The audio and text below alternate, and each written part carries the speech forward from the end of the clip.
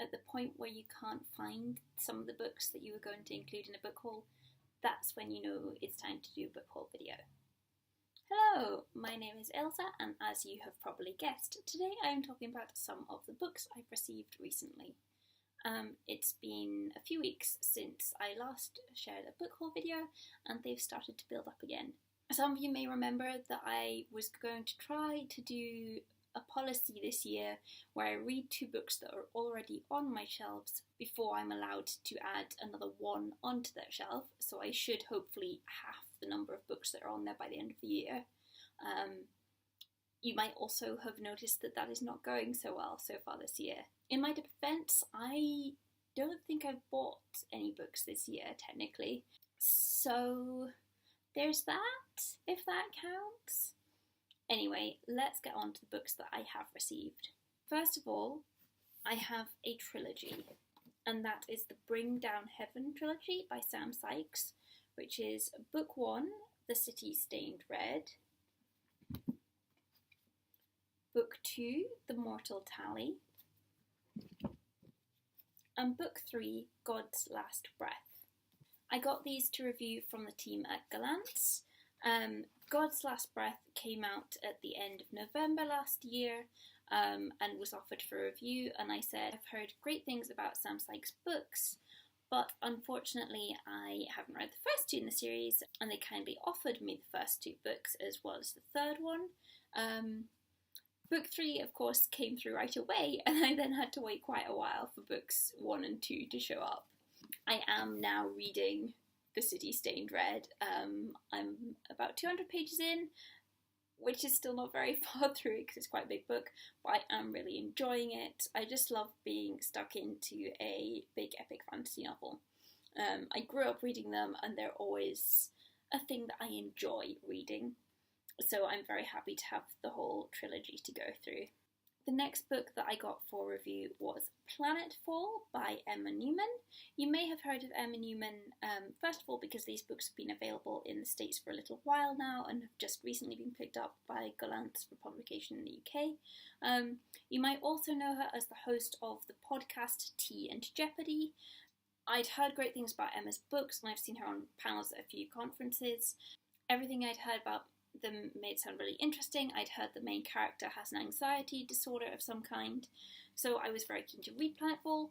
I have now read it. I've not reviewed it yet, but I will do in the next few days, hopefully. I'm trying to get back into reviewing on my blog, and I will definitely be talking about it in my March reading wrap-up in a couple of weeks' time. Briefly, I really enjoyed it. It's sci-fi. It's set on a planet where humans can survive, but it's quite a long way from Earth. The main character, Renata, or Ren, is part of a small colony that's gone to this other planet, having left an Earth that is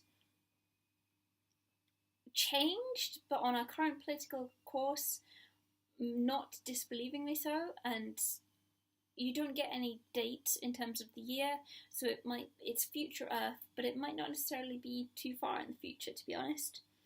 Anyway, I really enjoyed that one. SFX magazine organised a mini festival day held at Foyles in London a few weeks ago, and one of my friends won 2 tickets and invited me along with her, which was really fun, and at the event they had some free books.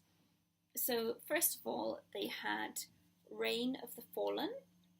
This is published by Razorbill, who are an imprint of Penguin Random House. I thought they were a US imprint, so I need to do some research into this book. It was published in January 2018, but this is a proof. I don't really know much about it, so I'm just going to read you very briefly from the front cover. It says, Long live the dead. Odessa is one of Carthia's master necromancers, catering to the kingdom's ruling dead. Whenever a noble dies, it's Odessa's job to raise them by retrieving their soul from a dreamy and dangerous shadow world called the Deadlands. But there is a cost to being raised. The dead must remain shrouded, or risk transforming into zombie-like monsters known as shades. If even a hint of flesh is exposed, the grotesque transformation will begin. A dramatic uptick in shade attacks raises suspicions and fears among Odessa's necromancer community. Soon, a crushing loss of one of their own reveals a disturbing conspiracy. Someone is intentionally creating shades by tearing shrouds from the dead and training them to attack. Odessa is faced with a terrifying question. What if her necromancer's magic is the weapon that brings Carthia to its knees?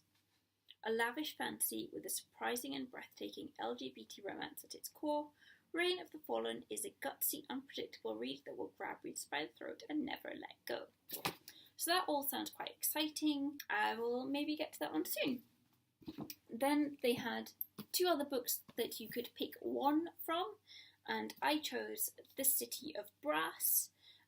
I've just seen this book featured a lot recently, and it sounds really intriguing. Again, I don't know too much about it. I hear it's a somewhat different setting to your typical fantasy book. The description says, this starts by saying the streets of 18th century Cairo are unforgiving, even for the most talented thieves, tricksters and con artists. So that's a good start. It's also absolutely gorgeous, if you can see the cover there. I believe that's meant to be 2 doors. And then these end papers, look at those. So that's very exciting. What's the back cover like? And it's blue underneath, and it has this lovely shiny writing on the spine. So yes, I was really pleased to see that in the pile of choices, and hopefully I'll get to that one soon. They also had goodie bags full of posters and bookmarks and things like that, and there was a copy of H.G. Wells' The Time Machine inside. I was quite excited to see this because one of my reading goals this year was to read more classic sci-fi and fantasy, like those books that get referred to again and again, books that people tend to build on, and I've heard a lot about The Time Machine. This is one of the Gallant's SF Masterworks editions, and what I didn't realise from it, first of all, it's quite short. That's less than 125 pages, so that's quite good. I might read it soon. The other thing I didn't realise was how old it was. So The Time Machine was first published in 1895. I thought maybe it was like the 1970s or something. So I was just a little bit out with that kind of perception of the story. Anyway, I'm really keen to get to that one soon. I haven't actually read any of these classic SFF books that I was hoping to yet, so I should probably get cracking with those. There was one other book there, and I peeked in my goodie bag at the start and said to the friend I was with, oh hey, there's this proof in here, have you got that? And she didn't, and we're like, oh, that's a bit weird. And then they announced that there was one person in the audience with the book, and it happened to be my bag, so that was quite exciting. And that is a proof of Salvation by Peter F. Hamilton. I have never read a Peter F. Hamilton book. He is a big writer of sci-fi and fantasy, and this is the start of a new series called The Salvation Sequence. Although this is a proof, I did manage to get the book signed by Peter because he was there speaking at the event, and he mentioned as he was signing it that this was a proof that had been done to go out to authors for quotes and things. So it doesn't actually have any of the publication details in it. It doesn't have any information about the plot, so that's going to be a big mystery, but I will try to get to it soon. The next book that I have to talk about that I picked up recently is White Cat by Holly Black. Now, I go when I can to the Super Relaxed Fantasy Club, which meets in London every month on the last Tuesday of every month. I will leave a link to it in the description box. I've mentioned it several times before. There is a small charge to attend the event, but you also get a free book, which in my mind makes up for it, as well as getting a bit of wine and some crisps and things, and getting to see some exciting authors talk. The only other Holly Black books that I've read were some of her middle grade books. I've read the Spiderwick Chronicles, which I believe Holly Black co-wrote. I can't remember who with, but I've heard great things about this series. This is book 1 of the Curse Workers series. The first couple of lines on the back of the book are, "No one at home is ever going to forget that Castle is a killer. No one at home is ever going to forget that he isn't a magic worker. And now he's being haunted by a white cat. ...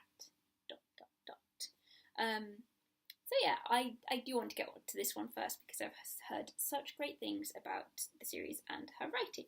Finally, I have a book that was waiting for me the other day when I got home from holiday, and that is Paris by the Book by Liam Callanan. This is published by HQ and comes out on the 19th of April. And it came with a little postcard of Paris on. This one is about a woman whose husband ups and disappears. He leaves her a mysterious note that leads her to Paris. She gets there and discovers an unfinished manuscript by him, and then takes over a rundown bookshop with her daughters, and is still trying to figure out where her husband is and if he actually wants to be found. Paris, bookshops, what is not to like there, I think. So I'm very excited to read that, and I am planning to read it and review it ahead of the publication date, or possibly review on publication. We'll see how that goes. I've got a lot of April books, so I'm looking forward to reading that very soon. So those are the books for today. I'd love to hear if you have read any of these books, if you'd recommend any of them in particular for me to get on with sooner rather than later. And also, what have you received recently or read recently? Let me know in the comments, and I will talk to you very soon. Bye!